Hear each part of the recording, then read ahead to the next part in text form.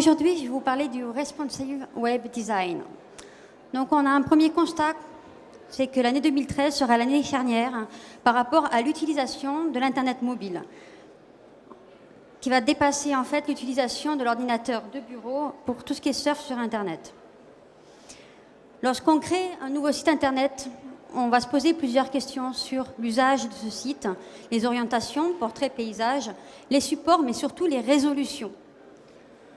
Pour illustrer, voici un schéma où je vous montre les différents formats d'affichage sur les supports qui sont existants, mais également les supports de demain qu'on ne connaît pas encore. Pour chaque support, en ce moment, on est en train de créer différentes versions du site. Une version haute résolution, basse résolution, smartphone et tablette. Le principe que je vais vous présenter maintenant, en fait, va nous permettre d'avoir qu'un seul site Internet qui va se configurer automatiquement en fonction du support de l'utilisateur et réorganiser les contenus. Le responsive web design va utiliser une grille ergonomique flexible. Les contenus ne vont plus être maîtrisés par l'éditeur du site Internet, mais par la personne qui va consulter le site. On va avoir également des médias flexibles en basse et haute résolution. Voici un schéma pour illustrer l'affichage des contenus. Sur le site Internet, on va avoir 3 colonnes de contenu.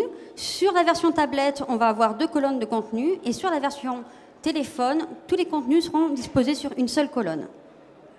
L'avantage de ce principe, c'est qu'on va avoir les mêmes contenus sur l'ensemble des supports, avec une seule adresse Internet et un seul code à maintenir et à tester.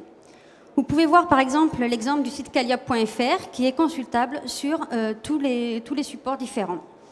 D'autres réalisations ont été faites par nos équipes, comme par exemple l'Office de tourisme de Saint-Étienne, mais également le site de l'espace Saint-Ain, le site de l'Ordre des experts comptables qui sera bientôt en ligne.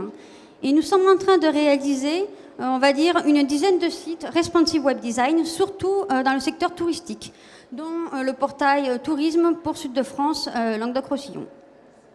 Alors, quel impact a cette méthode du responsive web design? La première chose qu'il faut voir, c'est qu'en termes de conception éditoriale, ergonomique et graphique, on va devoir travailler sur des éléments qu'on va appeler fluides, où on va disposer les éléments, par exemple, pour une version mobile, et sur toutes les autres versions et tous les autres supports, les contenus vont s'auto-adapter. Il faut également travailler le développement front-end et le contrôle qualité pour tester sur l'ensemble des supports existants. En gros, ça va augmenter le temps et le coût de 30% initialement.